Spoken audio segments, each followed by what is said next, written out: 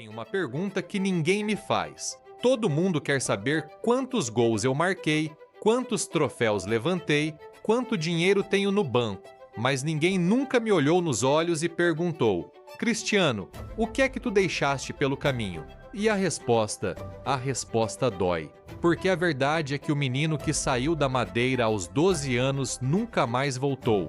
Ele ficou lá, ficou naquela ilha, naquele quarto pequeno, a chorar sozinho todas as noites, sem saber se algum dia ia ser alguém. E eu sou o que ele construiu. Mas às vezes, quando fecho os olhos, ainda consigo ouvir aquele menino a perguntar: já chega? Já sou suficiente? Esta é a minha história, não a que vocês viram nos jornais. A de verdade. Eu nasci no Funchal, na Ilha da Madeira, num bairro onde os sonhos não tinham muito espaço. E a nossa casa era pequena, tão pequena que eu e os meus irmãos dividíamos tudo: o quarto, a roupa, o pouco que tinha no prato. A minha mãe, Dolores, trabalhava como cozinheira. Acordava antes do sol e voltava depois de ele se pôr. O meu pai lutava com os seus próprios demônios. Eu amava-o, mas cresci a tentar compreender um homem que o álcool foi levando aos poucos. E mesmo assim, naquela casa, naquela pobreza, havia uma coisa que ninguém me tirava: a bola. Eu não tinha tênis novos, não tinha brinquedos caros, mas tinha uma bola. E quando eu pegava nela, o mundo inteiro desaparecia. As paredes daquele bairro viravam as bancadas de um estádio. As vozes dos vizinhos viravam gritos de adeptos. E eu, descalço, suado, feliz. Eu era rei. A minha mãe olhava para mim com aquele olhar que só as mães têm, metade preocupação e metade esperança. Ela sabia que eu era diferente, não porque eu fosse melhor do que os outros meninos, mas porque eu queria aquilo mais do que qualquer outra coisa no mundo. E querer daquela maneira, querer dói. Aos 12 anos, o Sporting de Lisboa quis-me. 12 anos. Vocês sabem o que é ter 12 anos e ouvir que vão te levar para longe de tudo o que conheces? Da tua mãe, dos teus irmãos, da tua rua, da tua ilha, do cheiro do mar. No aeroporto, a minha mãe segurou o meu rosto com as duas mãos. Ela não chorou, pelo menos não à minha frente. Disse-me: vai, vai, e não olhes para trás. Tu nasceste para isto. E eu fui, mas eu olhei para trás. Claro que olhei. E naquela imagem, a minha mãe a ficar cada vez mais pequena enquanto eu me afastava, está tudo o que eu sou. Toda a minha fome, todo o meu medo e toda a minha raiva. Eu fiz uma promessa naquele dia, que nunca mais ela ia passar necessidade. Nunca mais. Em Lisboa, tudo era diferente. Os outros miúdos riam-se do meu sotaque madeirense. Chamavam-me nomes. Achavam que eu era um rapaz da roça que não ia durar. À noite, no alojamento, eu chorava. Chorava baixinho para ninguém ouvir. E depois secava as lágrimas, cerrava os punhos e dizia para mim mesmo: amanhã eu vou mostrar a todos. E amigável contra o Manchester United.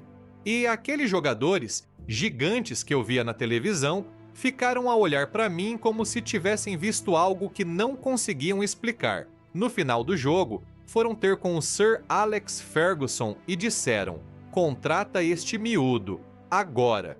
E ele contratou. Com 17 anos eu estava em Manchester, a usar a camisola número 7, a mesma de George Best, a mesma de David Beckham, a mesma de Eric Cantona. Vocês sabem o peso daquela camisola? Não era tecido, era história, era expectativa, era o peso de milhões de olhos a olhar para ti e a pensar: será que ele merece? Os primeiros anos foram duros. Eu era rápido, tinha habilidade, mas os defesas ingleses não eram como os de Lisboa, eram brutais. Caía e levantava-me, caía e levantava-me. O público queria mais, os jornalistas duvidavam. E eu treinava. E treinava quando todos iam embora. Treinava quando as luzes do campo se apagavam. Ficava sozinho com a bola, a repetir os mesmos movimentos 100, 200, 300 vezes. O Sir Alex olhava para mim e dizia: Tu tens talento, mas talento sem trabalho é uma promessa vazia. E eu nunca mais esqueci essa frase. Em 2008, eu ganhei tudo: a Premier League, a Liga dos Campeões, a Bola de Ouro. Eu tinha 23 anos e o mundo inteiro sabia o meu nome. Mas deixem-me contar-vos um segredo. Naquela noite em Moscovo, depois de ganhar a Champions contra o Chelsea, eu não celebrei como vocês pensam. Sim, sorri. Sim, levantei o troféu. Mas quando fiquei sozinho no quarto do hotel, sentei-me na beira da cama e pensei: e agora? Porque o problema de alcançar o topo é que olhas à volta e percebes que o topo é um lugar muito solitário. E dura pouco. No dia seguinte, alguém já está a perguntar: o que vais fazer a seguir? E eu sabia a resposta: mais, sempre mais. Em 2009, fui para o Real Madrid, o maior clube do mundo, e ali tudo era maior: a pressão, a expectativa, os holofotes. Ali não bastava ser bom, tinhas de ser o melhor, todos os dias, todos os jogos, todas as respirações. E eu fui, marquei golo atrás de golo. Recordes que pareciam impossíveis caíam como dominós, mas por dentro a máquina nunca parava. Eu acordava às 6 da manhã, treinava, ia ao ginásio, controlava cada grama de comida, cada hora de sono. Cada músculo do meu corpo foi esculpido com disciplina que beira a obsessão. E sim, é obsessão. Eu sei que é, mas foi essa obsessão que me fez. Vão perguntar-me sobre ele, sempre perguntam: Messi, o outro, o eterno rival. Vou ser honesto com vocês. Durante muito tempo, aquela rivalidade consumiu-me. Não era ódio, nunca foi ódio. Era algo mais profundo. Era olhar para alguém que era brilhante de uma forma completamente diferente da minha e perguntar-me: será que o que eu faço é suficiente? Ele nasceu com um dom que parece sobrenatural. E eu construí-me, tijolo por tijolo, suor por suor, noite por noite.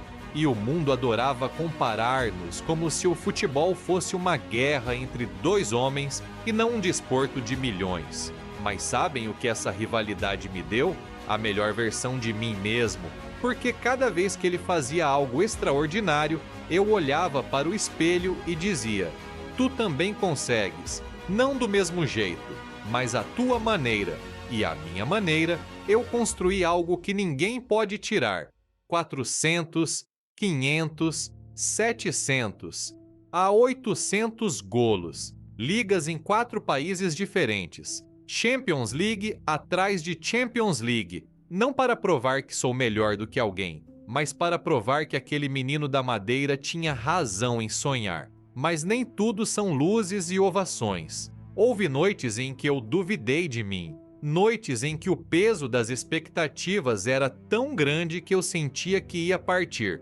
A perda do meu pai foi uma dessas noites. Ele partiu cedo demais, sem ver tudo o que eu construí. E a pior parte, eu não tive tempo de lhe dizer tudo o que queria, de lhe agradecer, de lhe mostrar que o filho dele tinha conseguido. O futebol deu-me tudo, mas também me tirou coisas que o dinheiro não compra. Momentos com os meus filhos que eu perdi porque estava num avião, aniversários que celebrei num vestiário, noites em que o meu corpo implorava para parar e eu simplesmente não podia. E as críticas. As críticas. Está velho, já não rende, é egoísta, só pensa em si. Cada palavra é uma faca pequena, e mesmo quando finges que não dói, dói, porque eu sou humano. Por trás dos músculos, por trás dos golos, por trás do sorriso, há um homem que só quer ser amado, que só quer que digam: tu fizeste o suficiente. Mas sabem qual foi o momento mais bonito da minha carreira? Não foi nenhum golo. Não foi nenhum troféu. Foi o Euro 2016, Portugal contra a França, na final. E eu saí lesionado na final do Europeu. Podem imaginar o momento pelo qual eu tinha esperado a vida inteira. E o meu corpo disse não. Sentei-me naquela linha lateral, com o joelho a arder, e vi os meus companheiros a lutar. E fiz a única coisa que podia. Gritei. Gritei, motivei, chorei, sofri cada segundo com eles. E quando o Éder marcou aquele golo, eu não consigo descrever. Foi como se todos os sacrifícios, todas as noites a chorar sozinho, todos os treinos até a exaustão, tudo tivesse valido a pena num único segundo. Naquele momento, eu não era Cristiano Ronaldo, o jogador. Era Cristiano, o menino da Madeira que tinha conseguido dar ao seu país a coisa mais bonita do mundo. As pessoas perguntam-me quando é que eu vou parar, e eu sorrio, porque parar, para mim, não é uma decisão dos joelhos ou dos pulmões, é uma decisão da alma, e a minha alma ainda arde. Eu sei que o tempo é cruel, sei que um dia as pernas não vão responder, que o corpo vai dizer basta, e nesse dia eu vou olhar para trás e ver uma estrada cheia de cicatrizes, de vitórias e de lágrimas, de gente que acreditou em mim e de gente que duvidou, e vou sorrir, porque eu vivi cada segundo como se fosse o último. Se estás a ver isto e tens um sonho, não importa se és de uma ilha pequena, de um bairro pobre, de um lugar onde ninguém acredita em ti, eu quero que saibas uma coisa: o talento abre portas, mas é o sacrifício que te mantém dentro do edifício. E o sacrifício é solitário, é silencioso, é invisível, mas é a única coisa que separa quem sonha de quem vive o sonho. O meu nome é Cristiano Ronaldo e eu ainda não acabei. Se você gostou do vídeo, dê um like, inscreva-se no canal e ative as notificações, pois publicamos vídeos diariamente.